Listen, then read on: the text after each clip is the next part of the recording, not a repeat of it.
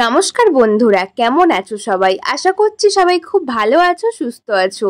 আমাদের প্রত্যেকটা মহিলার এই ভুলটা হয়, প্রতিদিন রান্না করতে করতে দেখা যায় কড়াগুলো পুড়ে যায়। আর এইভাবে তেলে ভাজা কিছু করলে সেই তেলটা নিচের দিকে পড়ে পড়ে পিছনটাও কালো হয়ে যায়। একদমই এই জেদি দাগ উঠতে চায় না, তখন কিন্তু অনেক ঘষাঘষি করতে হয়, অনেকটা সময় ব্যয় করতে হয় এই একটা করার পিছনে। দেখতেই পাচ্ছ কিছু লুচি ভাজার কারণে তেলটা নিচের দিকে গা বেয়ে পড়ে কি হারে এই কালো হয়ে গেছে। এই রকম সাদা ধবধবে করতে শুধুমাত্র কয়েকটা জিনিস ব্যবহার করব ঘরোয়া, কোনো রকম বেশিক্ষণ ঘষাঘষিও করতে হবে না। শুধুমাত্র কয়েকটা জিনিস ব্যবহার করলে এই কালো কড়াইটা আমরা এইভাবে পরিষ্কার করতে পারি। পুরো ভিডিওটা দেখতে থাকো, খুব ছোট ভিডিও, আর প্রত্যেকটা মহিলার কিন্তু ভীষণ কাজে আসবে। কালো হয়ে যাওয়া পুড়ে যাওয়া কড়াই সেকেন্ডের মধ্যে সাদা ধবধবে করে নেবে।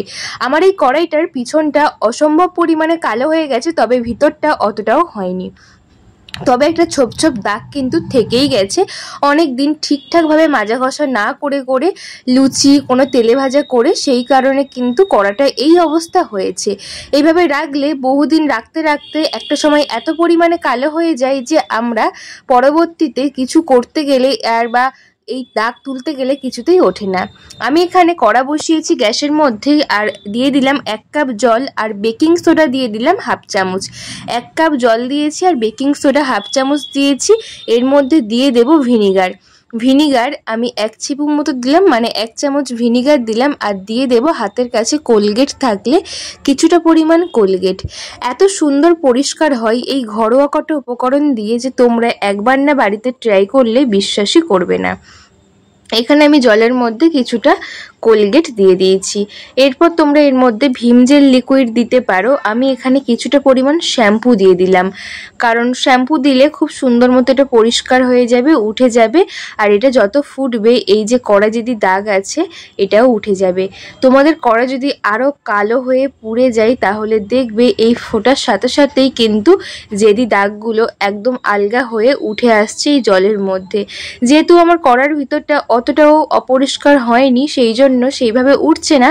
তবে এই জলটাকে আমি একটা পাত্রে ঢেলে পিছনটাকে পরিষ্কার করব একদম সুন্দর করে। এখানে একটা স্কচব্রাইট নিয়েছি তারের, তার মধ্যে একটা কাঁটা চামচ দিয়ে এইভাবে একটু ঘষবে, দেখবে কড়ার মধ্যে যে তোমাদের অনেকটা পুড়ে গেছে সেই পোড়া দাগ কিন্তু উঠে যাবে। আর জলের কালারটাও কিন্তু অনেকটা চেঞ্জ হয়ে আসছে, তোমরা দেখতেই পাচ্ছ। একবার বাড়িতে অ্যাপ্লাই করে দেখতেই পারো, ভীষণ কাজে আসে, ভীষণ উপকারী এই ছোট্ট আইডিয়া। এখানে আমি কিছুক্ষণ ফুটিয়ে নিয়েছি কয়েক সেকেন্ড, তারপরে গ্যাসটাকে বন্ধ করে দেব।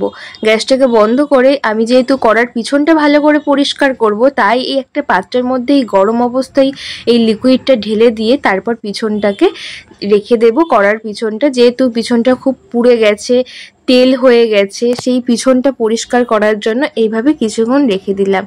এত সুন্দর পরিষ্কার হয় বন্ধুরা, একবার তোমরা অ্যাপ্লাই না করলে বিশ্বাসই করবে না। এখানে আমি ধারগুলো ভালো করে পরিষ্কার করছি, কারণ আমরা যদি কোনো লুচি পুরি ভাজি এই তেল দেখবে নিচের দিকে গিয়ে গিয়ে এত বাজে যদি দাগ হয়ে যায় না, পরে আর উঠতেই চায় না। মহিলারাই জানে যে এই দাগ তুলতে কতটা কষ্টের, কতটা ঘষা মাজা করতে হয়, কতটা সময় এই একটা কড়াই বা একটা পাত্রের মধ্যে ব্যয় করতে হয়।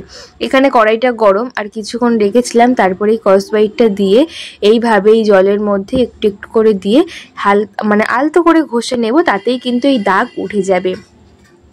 এখানে আমি আর একটা কাজ করব, তার জন্য পুরো ভিডিওটা তোমরা দেখতে থাকো। আর আলতোভাবে পুরো কড়ার মধ্যে আমি এই লিকুইডটাকে লাগিয়ে নিচ্ছি, নিয়ে এইভাবে ঘষে নিচ্ছি। এত সহজে উঠে যায়, কোনো রকম সময় নষ্ট হবে না, সেকেন্ডের মধ্যেই কালো হয়ে যাওয়া পুড়ে যাওয়া কড়াই কিন্তু পরিষ্কার হয়ে যাবে। আমি এখানে ধারগুলো ভালো করে একটু ঘষে নিচ্ছি যাতে সুন্দর মতো পরিষ্কার হয়। কড়াই কালো হয়ে থাকলে একদমই ভালো লাগে না, তবে সময়ের অভাবে আমরা কেউই পরিষ্কার করতে পারি না। তবে এইভাবে তোমরা করে দেখো, খুব কম সময়ে তোমাদের কালো হয়ে যাওয়া পুড়ে যাওয়া কড়াইটা কিন্তু সেকেন্ডের মধ্যে এই কালো জেদি দাগ উঠে পরিষ্কার হয়ে যাবে।